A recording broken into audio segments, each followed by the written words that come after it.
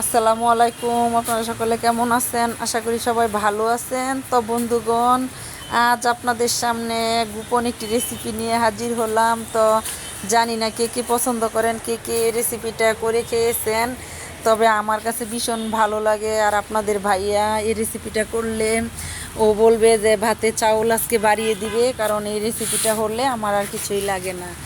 আর এটাতে আমি পরিমাণ থেকে বেশি ভাত খেয়ে থাকি।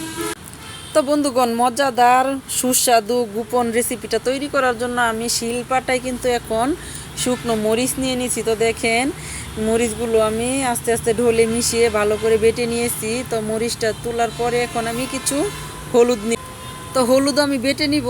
এটার মধ্যে সম্পূর্ণ বাটা মশলা ইউজ করব, এটার মধ্যে আমি কোনো ফাঁকি দিব না। তো সেই জন্য প্রথমে মরিচ বেটে নিলাম, তারপর এখন হলুদ বাটা বেটে নিব। তো হলুদটা আমি বাটতেছি। এখন আমার হলুদটাও বাটা হয়ে গেছে। তো বন্ধুগণ দেখতে থাকেন। এখন আমি কিছু আলু বেটে নিব। তো আলুটা আমি অফ ক্যামেরায় ধুয়ে পরিষ্কার করে কেটে কুটে সুন্দর করে কুচি করে নিয়েছি। তো এখন আলু কুচিগুলো আমি একদম ফ্রেশ করে বেটে নিব।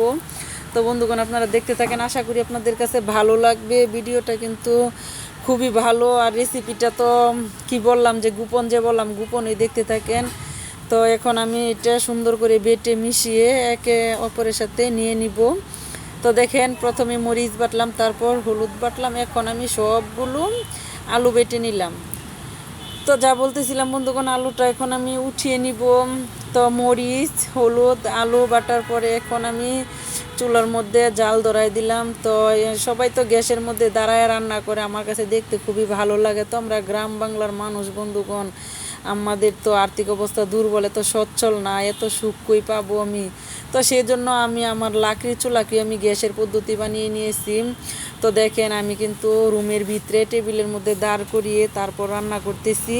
তো দেখেন খুব সুন্দর করে, এই যে এখন আমি কড়াইয়ের মধ্যে কিছু তেল দিয়ে পেঁয়াজ রসুন তেলের মধ্যে ভাজা ভাজা করে পরিমাণ মতো লবণ দিয়ে দিছি। তো এখন আমি গোপন রেসিপির জন্য যে জিনিসগুলো নিয়ে নিলাম, কতগুলো শুটকি নিয়ে নিলাম। তো শুটকিগুলো আমি অফ ক্যামেরায় মাথাটা পরিষ্কার করে তারপর ধুয়ে এখন আমি হালকা পানি থেকে নাড়া দই দিয়ে দিলাম, কারণ অফ ক্যামেরা আগেই ধুয়ে রেখেছি।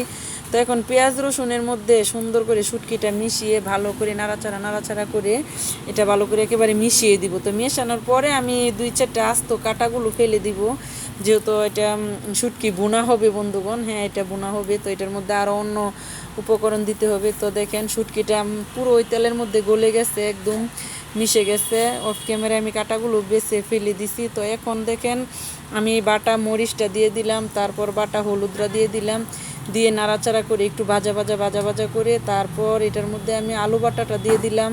তো আলু বাটাটা দিয়ে একটু ভাজা ভাজা করতে হবে। তো দেখেন, যতক্ষণে আমি এটা নাড়াচাড়া করে ভাজা ভাজা করি, তারপরে দেখেন এখন আমি কিছু বাদাম বাটা দিয়ে দিচ্ছি। তো এটাই আমার গোপন রেসিপি। এটা আমি বাদামের নাড়া করব শুটকি দিয়ে। তো বাদামটা দেওয়ার পরে এখন আমি দিয়ে দিচ্ছি হালকা একটু টমেটো বাটা। তো টমেটো বাটাটা দিয়ে সাথে অল্প একটু নারিকেল আছে, বাদামের সাথে বেটে নিয়েছিলাম। তো এখন এটা শুধু নাড়াচাড়া করে মিশিয়ে নিব। তেলের মধ্যে দেখেন অনেকগুলো তেল দিছি, কিন্তু এটা তো সবই বাটা জিনিস, সেজন্য এটা তেলটা দেখাইতেছে না। কিন্তু আমার রেসিপিটা যখন তৈরি শেষ হবে, তখন আবার ঠিকই তেল ছাড়বে, এটা থেকে তেলা হয়ে যাবে। তো এখন আমি 4-5টা কাঁচা লঙ্কা দিয়ে দিলাম, সুন্দর করে কাঁচামরিচগুলো সেন্টের জন্য। যদি ওই সময় তেলের মধ্যে দিতাম তাহলে সেন্টটা ভালো লাগতো না। তো এখন তো কিছু রান্নার পরে দিলাম, এখন ভালো লাগবে। তো এখন আমার তরকারিটা চুলাটা আমি জালের আঁচটা আমি কমিয়ে নিয়েছি। এখন আমি যাইতেছি আমার এই গোপন রেসিপির জন্য একটি সেন্টের পাতা আনার জন্য। তো আপনারা দেখতে থাকেন আমি কোথায় যাইতেছি। তো এখন আমি এই যে লেবু গাছ তলে এসে পড়ছি। তো আমি এখন 2-3টা লেবু পাতা নিয়ে নিব। তো এই 2-3টা লেবু পাতা নিয়ে এখান থেকে তারপর আমি আমার রেসিপিটাতে দিব, অন্যরকম আরও স্বাদ বেড়ে যাবে বন্ধুগণ। তো দেখতে থাকেন, এই যে আমি এখন পাতাগুলো নিয়ে যাচ্ছি। তো প্রথম থেকে যারা আমার ভিডিওটা দেখছেন, আপু ভাইয়ারা, আপনাদের কাছে আমার বিনীত অনুরোধ, সবাই কি করবেন, মেহেরবানি করে একটি লাইক দিয়ে দিবেন। তো দেখেন, আমি কিছু মরিচ শুকাইতে দিছি। এটি হলো গাছের মরিচ, আমার ননদ নিয়ে আসছে, আপন ননদ নাই, চাস্তো ননদ। তো মরিচগুলো এখন নেড়ে দিলাম, ফাঁকে দিলাম পাতা আনার সময়। তো এখন দেখেন, নিজের গাছ থেকে লেবু পাতাগুলো ছিঁড়ে এখন তো আমার শুটকি বোনাটি দিয়ে দিলাম। তো দেখেন এখন নাড়াচাড়া করে সুন্দর করে একের তরকারিটা হয়ে গেছে আর খুব সুন্দর গ্রান বেরোইছে। তো এখন আপনাদের ভাইয়াকে আমি খেতে দিয়ে দিলাম, তো ওকে হাত ধুয়ে দিলাম। দেখেন ওলা খেতে বসছে, আর তো কোনো তরকারি লাগবে না। তারপরও ওই পাশে তরকারি আসছে, কচুর মুহি রান্না করা হয়েছে মাছ দিয়ে আমার জালে, ওই পাশের বাড়ির নিজে গরু আপন জাল। তো ওই তরকারি আছে, আর আজকে শুটকি বোনা, আর অন্য কিছু রান্না হয় নাই। তো আপনারা একে একে দেখতে থাকেন, আশা করি আপনাদের ভালো লাগবে। তো দেখেন শুটকি বোনাটা কিন্তু খুবই স্বাদ হয়েছে, খেতে অনেকটা মজা ছিল, সেন্টও ছিল অনেক ভালো। তো লেবু দিয়ে খেতে আলহামদুলিল্লাহ।